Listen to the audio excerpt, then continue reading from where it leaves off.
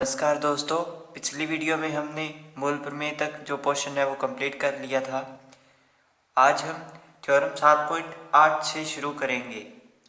Theorem 7.8 है, माना किसी मैट्रिक्स A के आइगन मान लैम्डा के संगत आइगन सदिश x1 तथा x2 हो तो x1 प्लस x2 भी उसी आइगन मान लैम्डा के संगत आइगन सदिश होता है।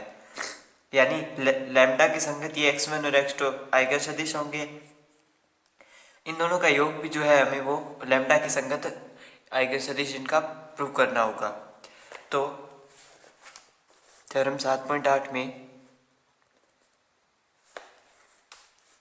परिभाषा अनुसार हम जानते हैं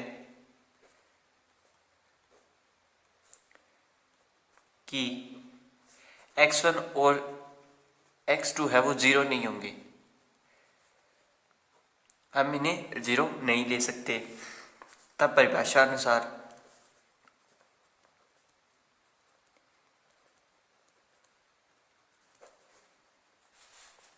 ax1 is equal to lambda x1, ये हम जानते हैं पिछली वीडियोस से भी, क्योंकि मैंने आपको इसके बारे में पहले बता दिया है।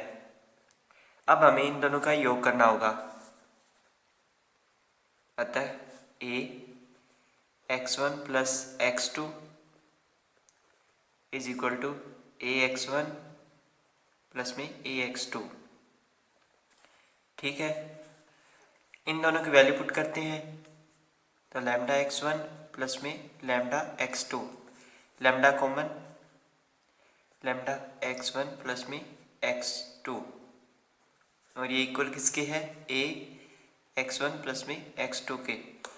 तो लैम्डा की संगत हमने इन दोनों का योग जो है वो आइगन सदिश के रूप में प्रूव कर दिया है। आगे हम थ्योरम 7.10 की बात करेंगे। थ्योरम 7.9 इसमें ये देखिए आप बताया हुआ है कि उक्त प्रमेय 7.7 तथा 7.8 से सिद्ध हो जाता है। तो इसे करने की ज़रूरत नहीं है, उन दोनों थ्योरम से ये हो जाएगी। इसके बाद 7.10 है कि टी के अभिलाक्षणिक मान लैम्डा के संगत सभी अभिलाक्षणिक सदिशों के समुच्चय में शून्य सदिश सम्मिलित करने पर वीएफ की उपसमष्टि होती है। हमने सदिश समष्टि के बारे में बात करी है। यहाँ पे उपसमष्टि यानी सब स्पेस आएगा, जो वीएफ है वो की उपसमष्टि होती है, ये हमें इसमें प्रूव करना होगा। तो टी के संगत अभिलाक्षणिक मान हम जानते हैं कि वो जो टी है वो एक प्रकार की मैपिंग रैखिक रूपांतरण है। मैपिंग नहीं है, वो रैखिक रूपांतरण है। तो प्रूफ के लिए सबसे पहले हमें कुछ चीज़ माननी पड़ेगी। थ्योरम 7.10 तो माना वीएफ में एक वेक्टर सदिश जो है अल्फा नॉट इक्वल टू 0, क्योंकि यहाँ पे सदिश की बात हो रही है तो वो हमें लेने होंगे। इस प्रकार है कि T of alpha is equal to lambda alpha, eigen सदिश और आइगन मान इन दोनों का मल्टीप्लाई होता है ये। अब डब्ल्यू लैम्डा टाइप का एक सेट है जिसमें जो आइगन मान है वो वी से आ रहे हैं। तो T alpha is equal to lambda alpha, इसको मैं इक्वेशन नंबर 2 मान रहा हूँ, क्योंकि यहाँ पे क्या बोला है इसने कि टी के अभिलाक्षणिक मान लैम्डा के संगत सभी अभिलाक्षणिक सदिशों के समुच्चय में शून्य सदिश सम्मिलित करने पर उपसमष्टि होती है। सभी अभिलाक्षणिक सदिशों के समुच्चय में शून्य, तो सभी जो अभिलाक्षणिक सदिश हैं वो तभी आएंगे जब हम उनका एक सेट बना लेंगे। और जो लैम्डा है वो ये बोल रहा है कि वो वी से आएगा। ठीक है, अब इसके बाद मैं एक और अन्य जो रैखिक रूपांतरण है या ट्रांसफॉर्मेशन में माना बीटा वेक्टर इस प्रकार है कि हम दो वेक्टर मानेंगे।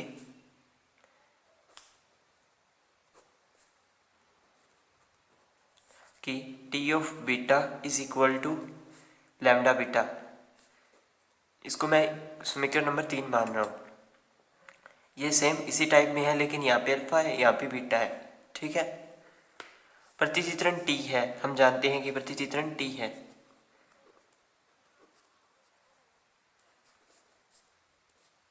तथा ए और बी वो एफ के हैं, और अल्फा और बीटा जो है वो डब्ल्यू लैम्डा के हैं। क्योंकि उसमें जैसे अपने सदी समष्टि प्रूव करते थे तो एक क्षेत्र से आता था और दूसरा वी से आता था। सेम उसी प्रकार यहाँ पे जो वी का कार्य है वो डब्ल्यू लैम्डा करेगा और एफ वो क्षेत्र है। इन दोनों का जो मल्टीप्लाई है वो अगर मतलब डब्ल्यू लैम्डा से आ जाएगा तो जो है वो सबस्पेस वी एफ की हो जाएगी प्रूफ डब्ल्यू लैम्डा।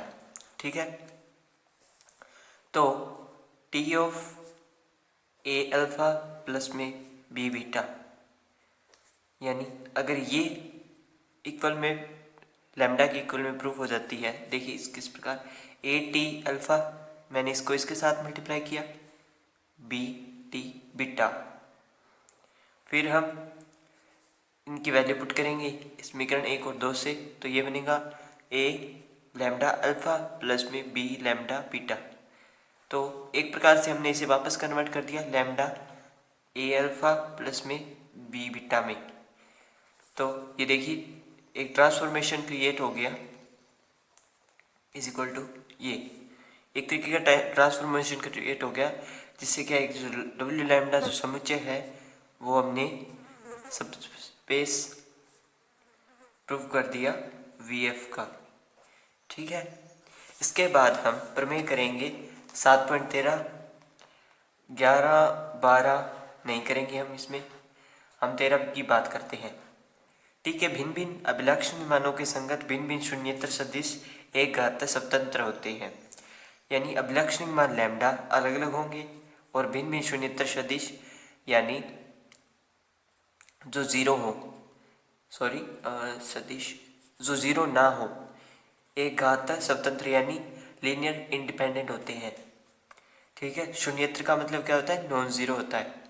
ये देखिए यहाँ पे non zero characteristic vectors, non zero अभिलक्षणिक सदिश।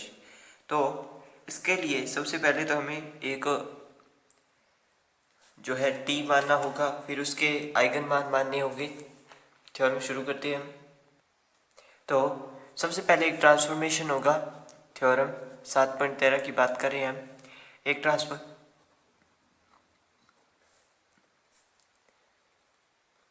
ट्रांसफॉर्मेशन टी के संगत भिन्न भिन्न आइगन मान और भिन्न भिन्न आइगन सदिश।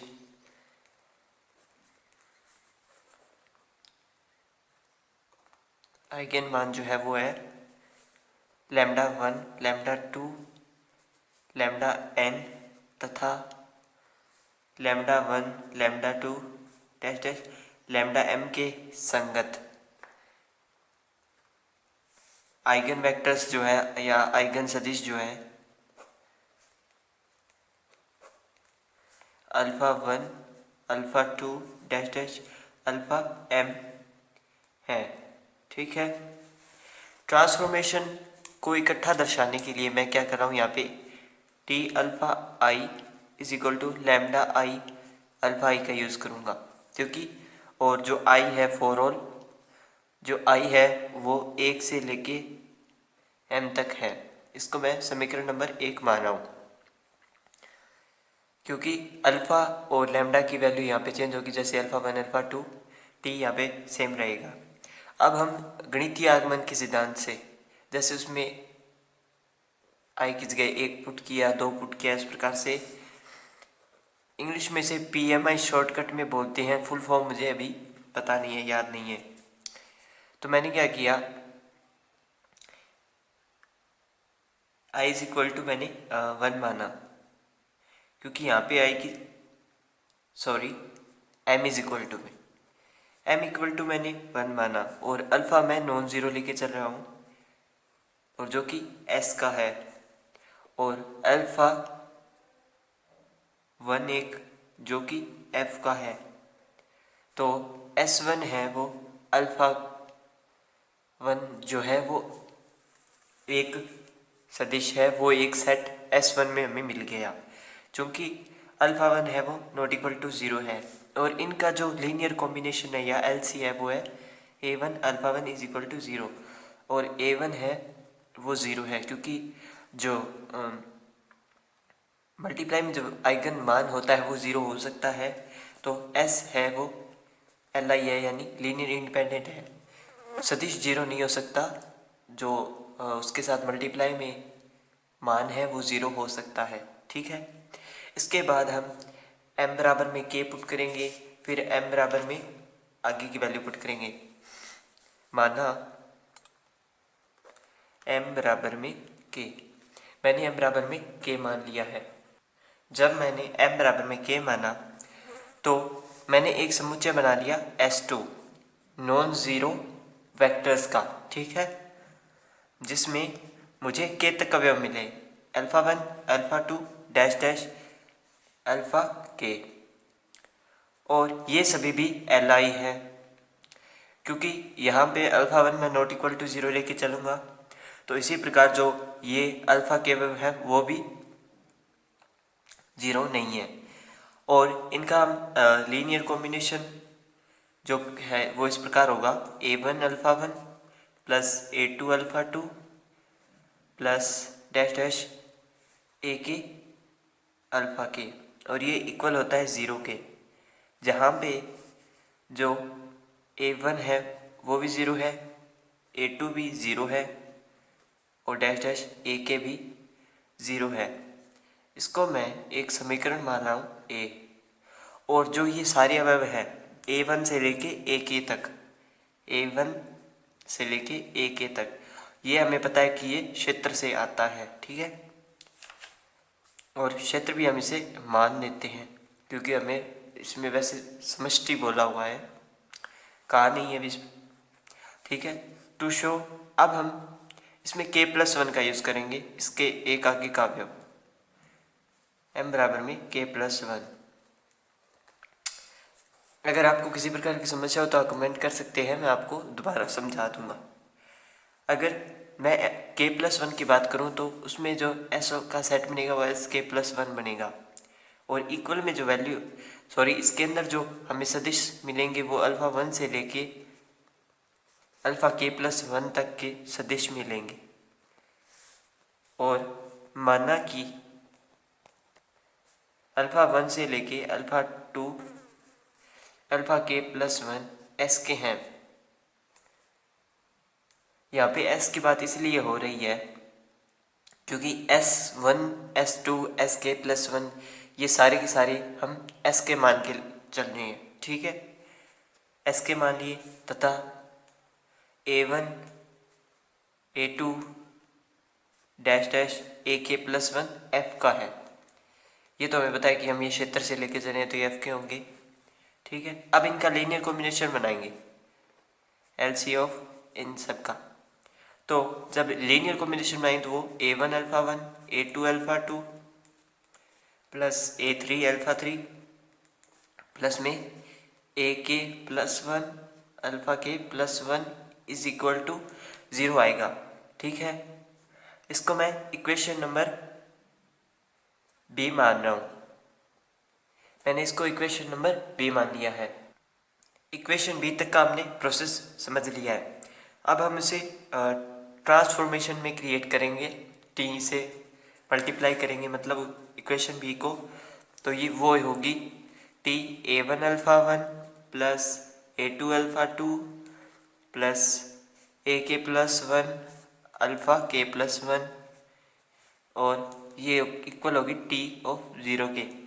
ठीक है, तो इससे मुझे क्या मिला, A1 T alpha 1 plus A2 T alpha 2 plus में AK+1 T अल्फ़ा k+1।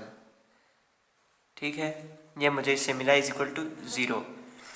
अब T1 अल्फ़ा 1 जो है वो हमें इक्वल में मिला था लैम्डा अल्फ़ा 1 के, क्योंकि ट्रांसफॉर्मेशन में यही तो होता है, T alpha is equal to lambda alpha.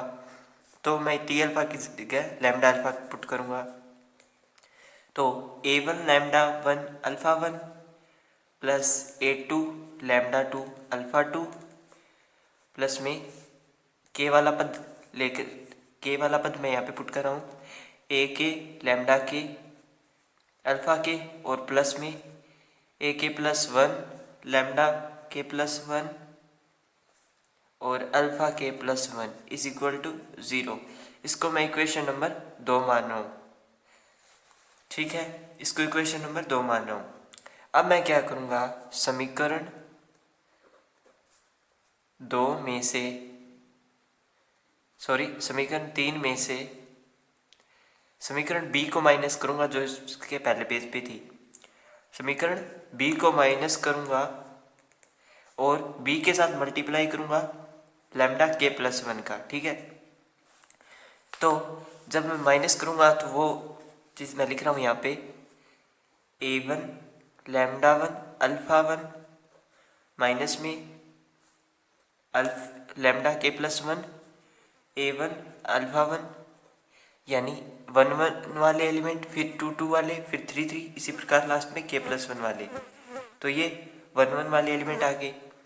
अब मैं डायरेक्ट लास्ट वाले एलिमेंट की बात करूँगा जो कि के वाले में आएगा, यानी ए के प्लस 1 लैम्डा के प्लस 1 अल्फ़ा के प्लस 1 माइनस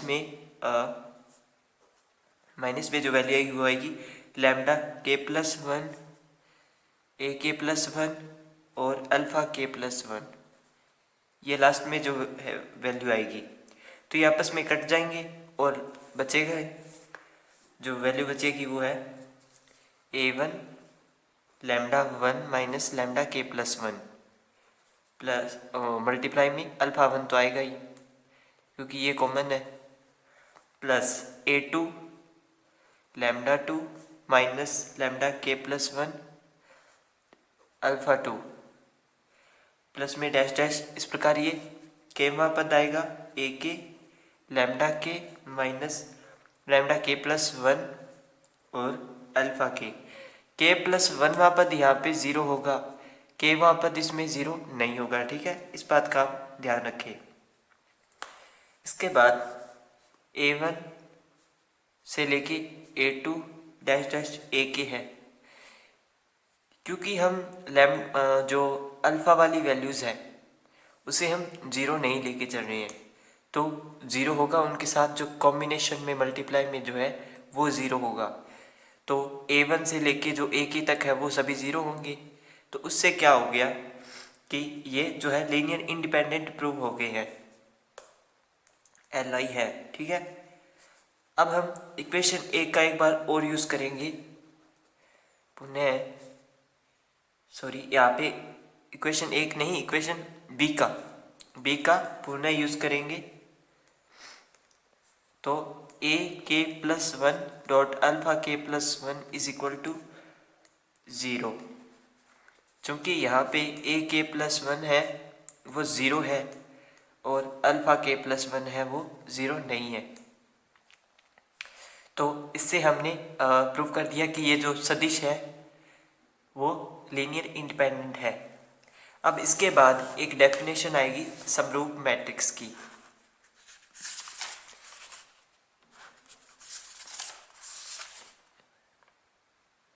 यहाँ पे तो नहीं है, ये रही समरूप मैट्रिक्स की।